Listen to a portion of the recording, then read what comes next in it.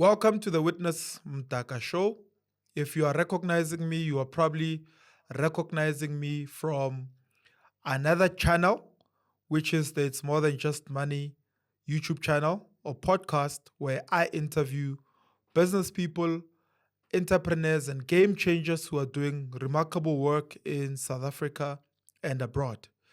Today, of course, we are setting up a different kind of a show, which is going to be the Witness Mdaka Show on the Witness Mdaka YouTube channel.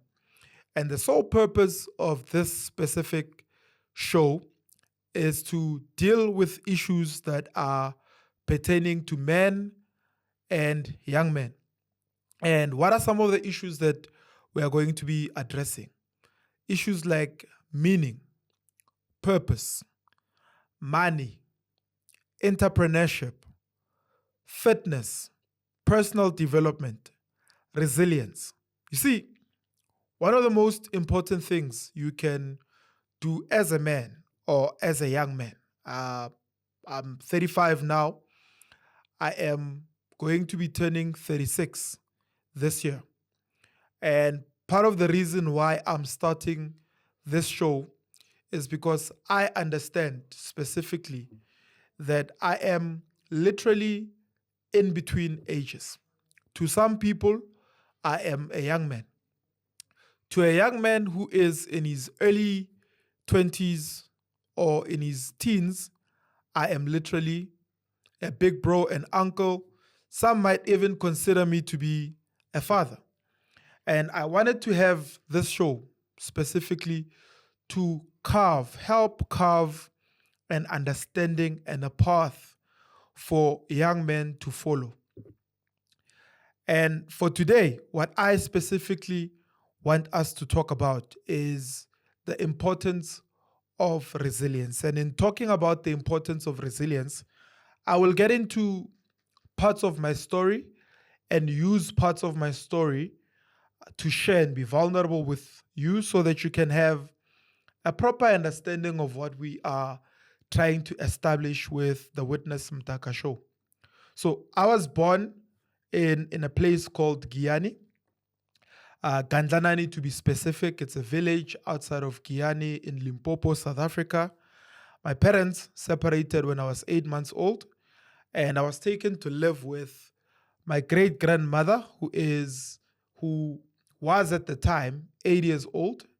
And the place where we lived is a place called Tlepgat, which was now a semi-rural area. So we specifically moved from a rural area to now a semi-rural area where I lived with my great-grandmother, some of my uncles who are now late. And I attended a primary school. Tlepgat is a place that's just outside of Mabopane. Mabopane is just outside of Pretoria. But the section where we stayed in Tlepgat falls under the Northwest Province. And in that section, I went to a school which was a Tswana speaking school, meaning I was a Tsonga boy. If you know Xitsonga, it's a language that we speak if you come from the place where I was born in Giyani. It's a language that we speak there. But in Tlepgat, we spoke that language as well. But at school, I did Setswana because that's the medium of schooling that was used there. And why am I talking about this specifically? I want to detail a path that speaks to resilience, never giving up, understanding where you are going as a person, as an individual, so that you can build a life that you are dreaming about. So I went to the Tswana speaking school. I attended primary school there. When I finished in grade 6, but obviously just before I finished, my great-grandmother fell sick because of old age, and she passed on. And I came to stay with my mother in a place called Tembisa. When I say came, it's because now I live in Gauteng. Gauteng is one of the provinces in South Africa. And there, I think it's where I got to see that actually my mother is a single parent, because when I lived in Tlepgat, I lived with my great-grandmother. And because there were so many people living in the house, so many people that lived in the yard because it was a big yard. I had uncles there, I had cousins there, I had aunts there.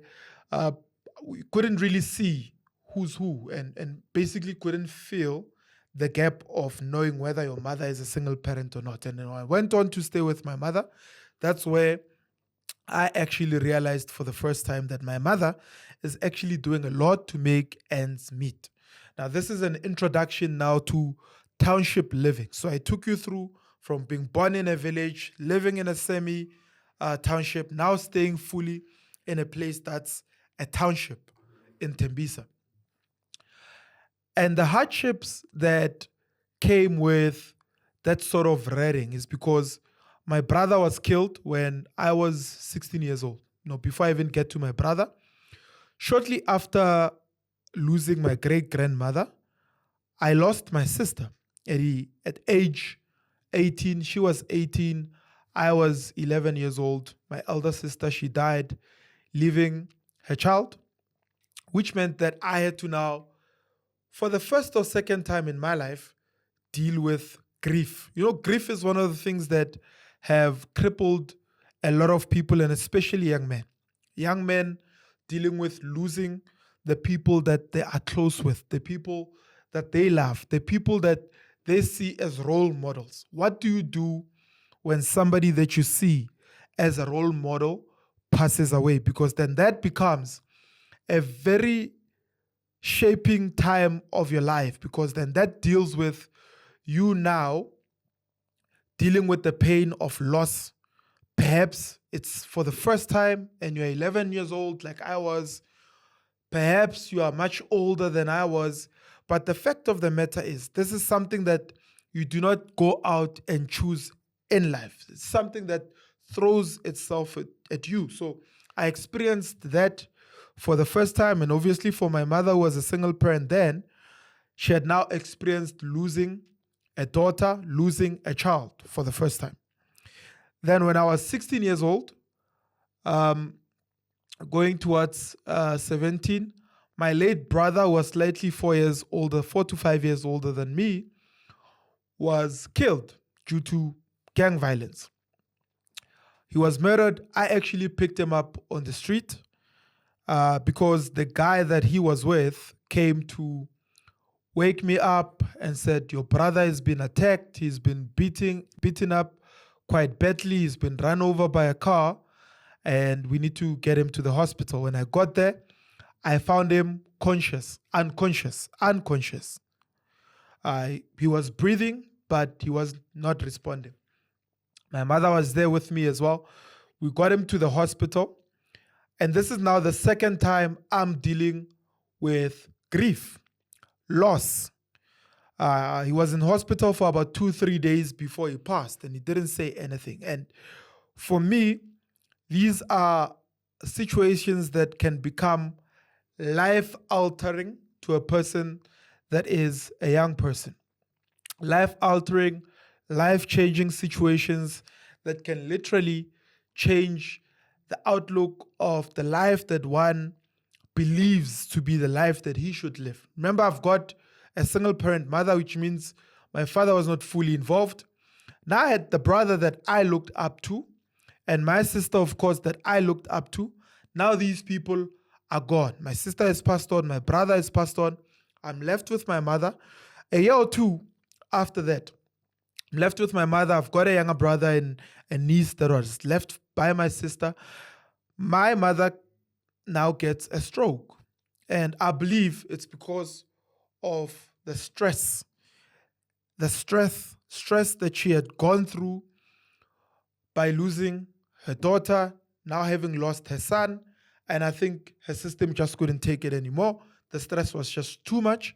And she had a stroke for the first time. But shortly after she had a stroke, or shortly before she had the stroke, she had built back rooms at home in Tembisa and said, I must look after those back rooms if I want to go to university. So now I had to go through the process of looking after not only my sickly mother, but now looking after my younger brother, who must have been 11 years old at the time, because we've got a 7-year gap. I was 18, going for 19, so he must have been 11, going for 12 at the time, and having to now play a fatherly role, a brotherly role, an uncle kind of a role to this man, this young boy who was now looking up to me because he too had lost a sister, he too had lost a big brother.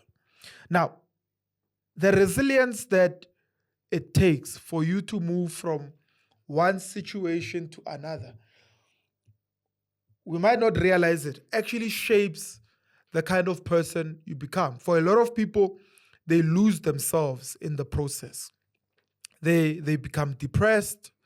They feel like life isn't fair to them. I was talking recently to a friend of mine who called me and told me that a friend of ours who has literally recently just beaten drug addiction has just lost his brother. Now, this guy has lost his father, has lost his brother, has lost his mother, and he was still staying with his elder brother, and they were pushing life.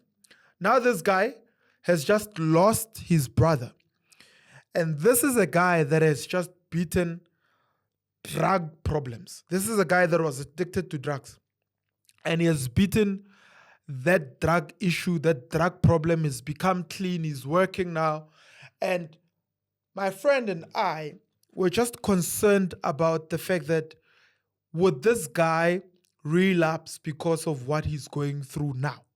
And I said, a lot of people, when they go through these hard situations, these become life-altering situations. It alters how you view life, how you view loss, how you view moving forward with your life. I always say that I lost my sister at age 11. I lost my brother when I was 16. And he was 22 when he passed, my elder brother. My sister was 16. I'm turning 36. I always say what gives me pleasure and resilience is the fact that I made it where they did not. And when I talk about made it, I literally say I'm a blessed guy to have made it till the age of 35. I mean, my immediate siblings that I followed, one did not reach the age of 20, the other did not reach the age of 23, 24, 25, 30, 35.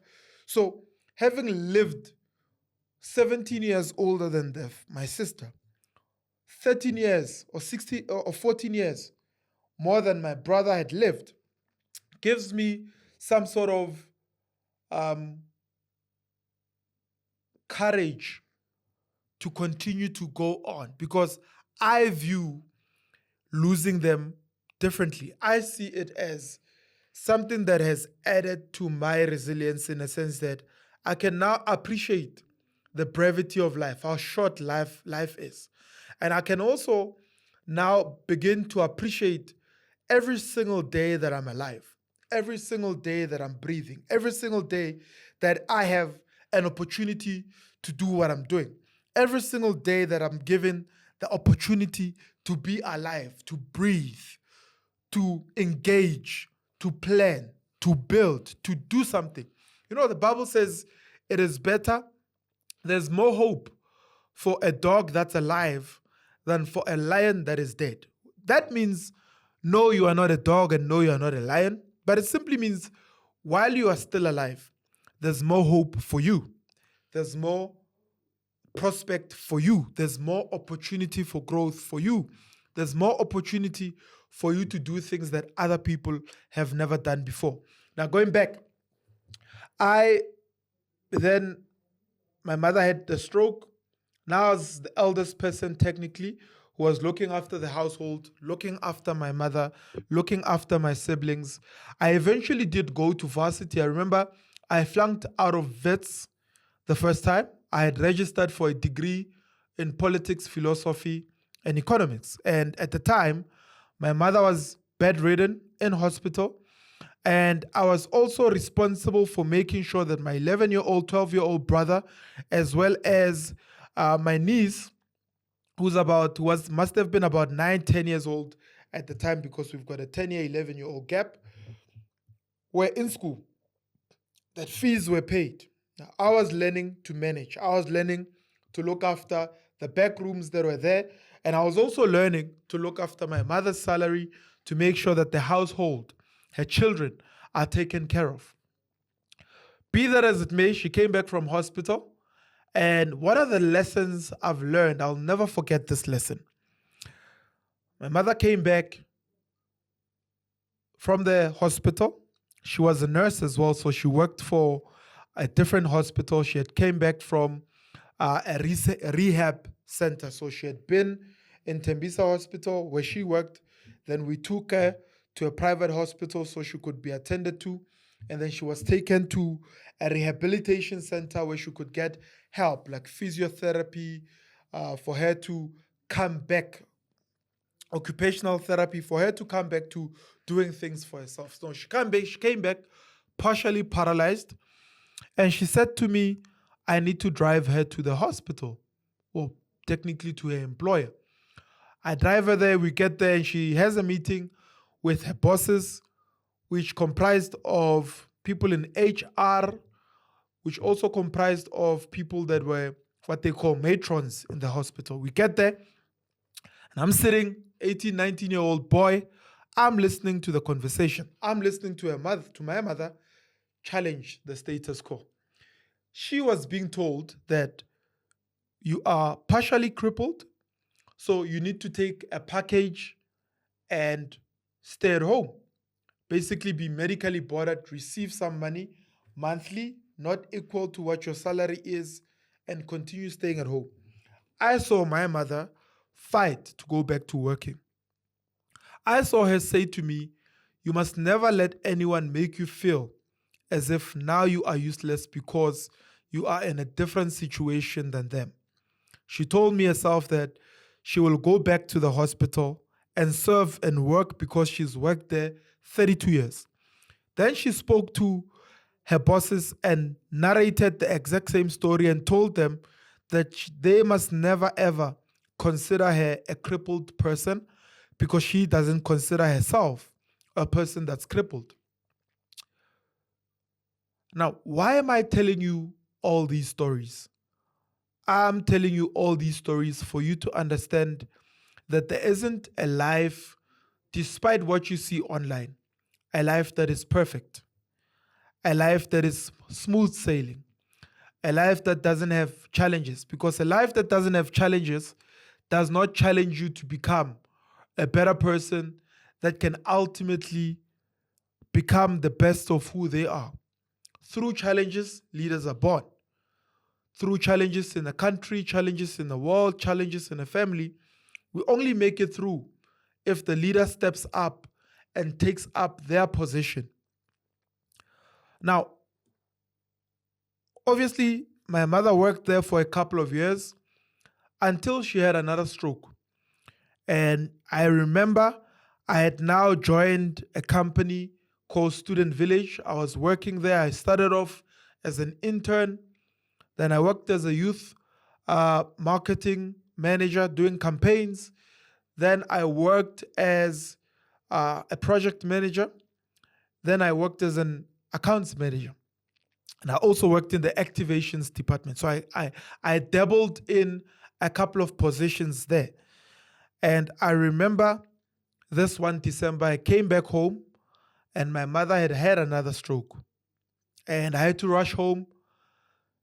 And that's the stroke that actually made it sure that it was the last time we could ever hear her speak.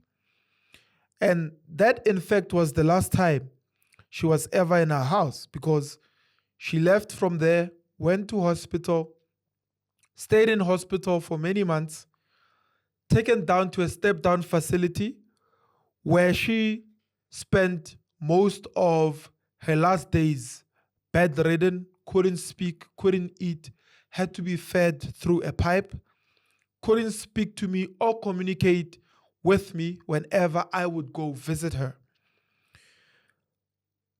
Those are some of the things that will require you to have some sort of resilience when you make it through them. And I say this because later on in my life, I got married, was married for 6 years. I got married at the age of 24, 25. Was married till about age 30, 31. And I remember specifically when I was going through therapy because my marriage was ending. And the therapist asked me about my past and how I was able to overcome things that has happened in the past to me, the loss of my brother, the loss of my sister, the loss of my mother, the loss of my great grandmother, because I considered her a mother as well. And the fact that through each of these situations, I had to build resilience. I had to bounce back and continue living my life. And he asked me about the gravity of things, which amongst all these situations that I've been through have broken me the most. Looked at the death of my great grandmother, the death of my mother, my brother, my sister. These are my siblings. Obviously, my mother and my great mother are like my parents.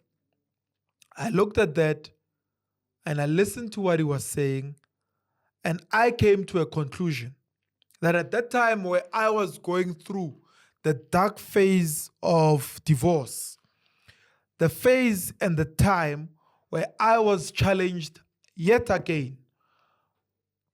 Never mind the challenges of building a business. Never mind the challenges of having failed in some businesses.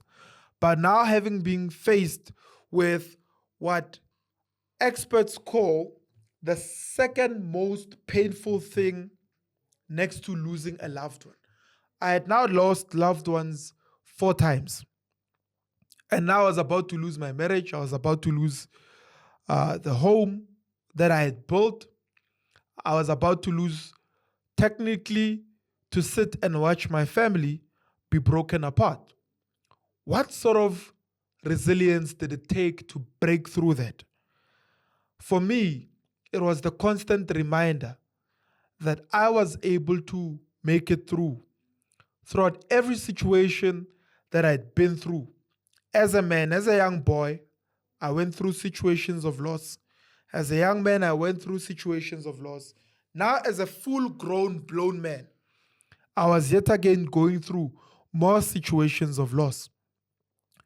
And looking back and being able to compartmentalize things, compartmentalize, and put things into perspective gave me the opportunity to overcome what I was going through at that specific moment, to go through the process of mourning, because now I had understood what it means to engage in the process of mourning something that has ended, and go through the process of forgiving, go through the process of building myself up as a man.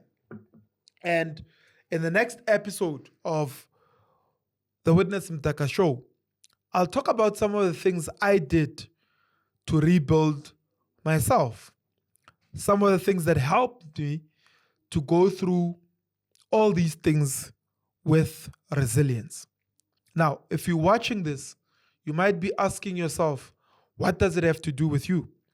It has to do with you because I need you to understand that all of us, irrespective of stature, background, where we come from, where we were born, we go through challenges. We go through situations that break us. We go through situations that make us feel like we are unworthy.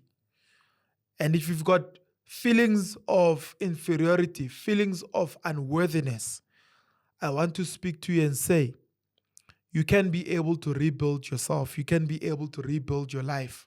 You can be able to look at your situation and for as long as you're alive, start over and build from there. I'm here to speak to men. I'm here to encourage men. We're starting this show specifically for that because I feel it's important that men are encouraged, that men are given strength, that men, especially young men, are given direction when it comes to their personal development, building up resilience, building up businesses, building up careers. So in the next episode, I'll talk about some of the things that you can do to actually overcome circumstances that are meant to destroy you and to kill you. All right? If you haven't subscribed, it would help for you to actually subscribe to this channel where we'll be having the Witness Mdaka Show starting today, moving forward. Thank you so much for tuning in. See you in the next episode.